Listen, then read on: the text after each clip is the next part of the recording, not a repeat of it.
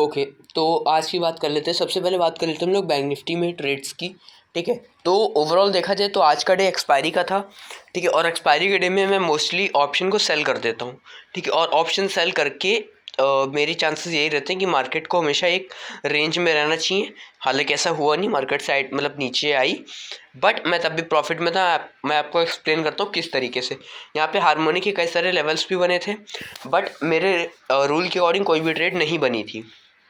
ठीक है, जितनी क्योंकि इस पॉइंट से एग्जैक्ट यहाँ से मार्केट ने गिरना शुरू कर दिया कंटिन्यू। अब यहाँ से मार्केट को पकड़ने का कोई ऑप्शन नहीं था कि जो यहाँ से, अब ऐसे नहीं है कि जो है जब मार्केट गिर रही है तो मैंने एंटर कर लिया। कोई रीज़न तो होना चाहिए वहाँ पे एंटर करने का। अगर कोई पूछता है कि सर आप यहाँ से पुट लेके गए थे तो क्यों लेके गए थे, तो वहाँ पे मेरे पास कोई सॉलिड रीज़न था ही नहीं, इसलिए यहाँ पे कोई एंट्री बनी ही नहीं। ठीक है, यहाँ पर एक कॉल साइड की एंट्री बनी थी जिसमें मेरा एक छोटा सा स्टॉप लॉस हुआ था, अराउंड 200 या 300 रुपये का हुआ था एक लॉट से, जो मैंने दे दिया था। ठीक, क्योंकि यहाँ पे मार्केट बहुत देर से कंसोलिडेट करती, तो आई थिंक कि मार्केट अब यहाँ से ऊपर जा सकती है। रिवर्सल एक्सपेक्ट कर रहा था मैं, जो कि नहीं हुआ, मार्केट फिर से गिर गई। फिर यहाँ पर भी सेम चीज़ हुई थी, मार्केट एक कंटिन्यू साइडवेज थी इस यहाँ पर।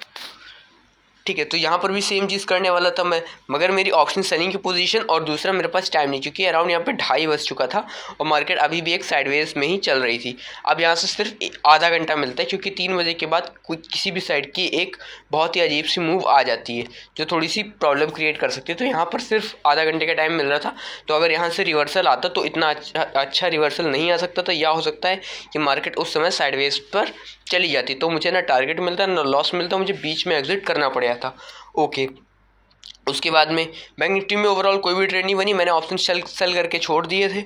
उससे मुझे अराउंड 30,000 का प्रॉफिट हो चुका, वो मैंने प्रॉफिट को अलग कर लिया था। ओके, अब बात कर लेते हैं निफ्टी की, क्योंकि अब मैंने फिर निफ्टी पे ध्यान नहीं दिया था, क्योंकि फिर निफ्टी को ज़्यादातर मैं एक्सपायरी में ट्रेड करता हूँ या उसके 1 से 2 दिन पहले ट्रेड करता हूँ। ओके, सो निफ्टी में जो है सेम चीज़ हुई थी। निफ्टी भी ओवरऑल पूरा का पूरा साइडवेज था। कुछ ट्रेड्स बनी थी जो एज अ स्कैल्पर, ठीक है, आपको पता होगा कि ज़्यादातर मैं स्कैल्पिंग की ट्रेड ही करता हूँ, तो यहाँ पर भी वही सेम चीज़ हुई। यहाँ पे फर्स्ट ऑफ ऑल तो मॉर्निंग में ही एक ऐसा लीड हो चुका था मेरा, जिस असल को देने के बाद में फिर मैंने कोई भी ट्रेड करी, ऐसा नहीं है, प्रॉफिट को कवर करा। बट यहाँ पे एक सेकेंड, ओके, यहाँ पे जैसे मुझे ऊपर की तरफ ब्रेकआउट मिला, ठीक है, जिन लोग मेरे स्टूडेंट उनको पता होगा ये ट्रेड किस तरीके से है। अगर आपको नहीं पता तो आप टेलीग्राम चैनल ज्वाइन कर लो, आपको भी ये सारी चीज़ें पता चल जाएंगी। Okay,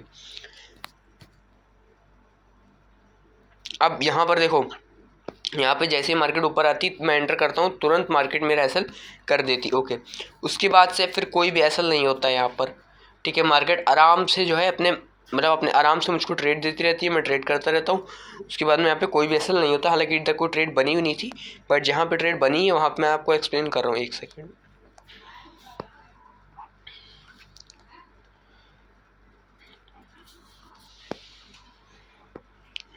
so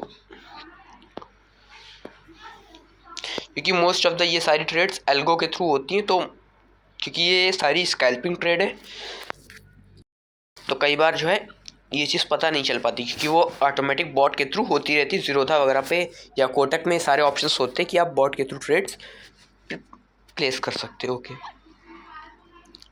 by the way मैं बता देता हूँ कि किस तरीके से मैं प्लेस करता हूँ। मान लेते हैं फर्स्ट ऑफ ऑल ये फिबोनाची है, ठीक है। अब फिबोनाची लगाने के बाद में मुझे ये देखना होता है कि एक स्विंग हाई से एक स्विंग लो तक का फिबोनाची लगाया, फिर जो आप रेड लाइन देख रहे हैं 0.618 का जो लेवल है, मार्केट को वहाँ से उस लेवल तक जाना होता है, और लेवल पे जाने के बाद में एक हार्मोनिक पैटर्न भी एक्टिवेट हो जाता है, और साथ में मेरी ट्रेड भी एक्टिवेट हो जाती है, जहाँ से मैं बहुत लंबे टारगेट के लिए बैठता हूँ। ओके, तो 0.618 से मैं हार्मोनिक लगा करके पहले 0 तक आता हूँ, ठीक है, यानी कि यहाँ पे अराउंड जाने के बाद में मैं यहाँ तक का टारगेट लेता हूँ।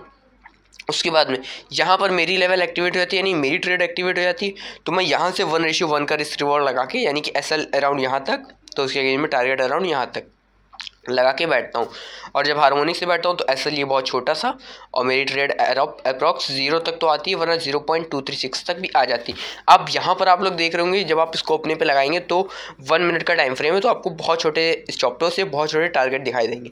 उसके पीछे रीज़न है, रीज़न ये है कि मैं एज अ स्कैल्पर वर्क कर रहा हूँ, ठीक है, तो टारगेट भी छोटे चलते हैं, तो स्टॉप लॉस भी मेरे सब छोटे ही होते हैं, ठीक है। और जब हैवी क्वांटिटी से कोई जना ट्रेड करता है तो उस समय जो स्टॉप लॉस का अमाउंट है या फिर टारगेट का अमाउंट है, वो अमाउंट हमेशा बड़ा आता है। मान लेते हैं अगर मैं अगर 1 लॉट या 2 लॉट से ट्रेड करूँ तो मैं ब्रोकरेज भी नहीं क्लियर कर पाऊँगा।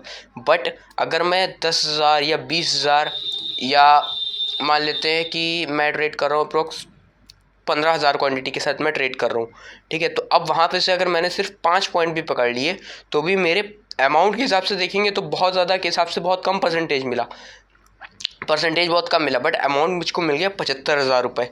तो वो मेरे लिए वहाँ पे इनफ हो गया। हाँ, परसेंटेज अमाउंट कम मिला तो उस हिसाब से लॉस भी मेरा उतना ही बहुत ही कम होता। हद हद एक अराउंड 30-40 हज़ार चले भी जाते, ठीक है। तो ये सारी चीज़ें आ जाती हैं कि एज अ स्कैल्पर जब आप वर्क कर रहे हैं तो उसमें सारी चीज़ें अलग हो जाती हैं। आपका जो लॉस है वो भी बहुत कम हो जाता है, आपका जो प्रॉफिट है वो भी बहुत कम हो जाता है। बट आपको अगर परसेंटेज के हिसाब से देख रहे हैं तो वो भी बहुत कम हो जाता है और अमाउंट तो कम हो ही जाता है इसमें। इसलिए यही है कि जो है आप या तो ज़्यादा क्वांटिटी से अगर आप कभी भी ट्रेड कर रहे हैं तब तो आप एज अ स्कैल्पर वर्क करिए, या फिर आपकी जो भी एनालिसिस हो, जैसी भी एनालिसिस हो आपकी, आप उस पर वर्क करिए। मैं कोई प्रेफरेंस नहीं दे रहा हूँ कि आप स्कैल्पिंग करिए या कुछ भी करिए, ठीक है, एज योर प्रेफरेंस। आप जैसे भी ट्रेड करना चाहते हैं वैसे ट्रेड करिए। ओके, सो इन ट्रेडों के बाद में यहाँ पर से निफ्टी में 3 बजे बहुत ही अच्छी अप मूव आई थी, ठीक है। हालांकि मैं 3 बजे के बाद कोई ट्रेड नहीं करता हूँ, मैंने आज भी देखा था, ठीक है, कि कंटिन्यू मार्केट अप जाती जा रही है। मुझे लगा था कि यहाँ से रिकवरी के चांसेस है, बट ओवरऑल मार्केट ने 118 पॉइंट गैप डाउन में क्लोज करे, जबकि मार्केट गैप अप ओपन हुई थी, ठीक है। अब कल के लिए अगर देखा जाए तो कल फ्राइडे है, तो कल थीटा डी का कोई इतना ज़्यादा इंटरप्शन होगा नहीं, ठीक है। तो ओवरऑल जैसी भी आपकी ट्रेड बनती है, ठीक है, मेरी 1 मिनट के टाइम फ्रेम पे ट्रेड है तो मुझे इतनी ज़्यादा प्रॉब्लम्स नहीं आती हैं, ठीक है। ओवरऑल प्रॉफिट भी अच्छा खासा हो जाता है, ठीक है। हाँ, परसेंटेज के हिसाब से कम है बट अमाउंट के हिसाब से प्रॉफिट ज़्यादा है, क्योंकि मैं अमाउंट ज़्यादा यूज़ भी करता हूँ। मैं कोई झूठ नहीं बोल रहा हूँ कि मैं दिन का 40,000 50,000 कमा रहा हूँ। मैं 50,000 कमा रहा हूँ, सच है, लेकिन उसके लिए मैं 10 लाख 20 लाख लगा भी तो रहा हूँ, ठीक है, ये भी तो सच है। मैं दोनों चीज़ें लेके चल रहा हूँ। मैं ऐसा नहीं है कि आपसे ये बोल रहा हूँ कि मैं हर रोज़ पैसा डबल कर रहा हूँ, ऐसा नहीं है। मैं हद 2 या 3% का डेली रिटर्न निकाल रहा हूँ, बस कंसिस्ट रिटर्न निकाल रहा हूँ। अगर लॉस होता है तो 2% हो जाता है, तो प्रॉफिट भी होता है तो 3% तक हो जाता है पर डे। तो ओवरऑल देखा जाए तो मैं प्रॉफिट में ही निकल रहा हूँ।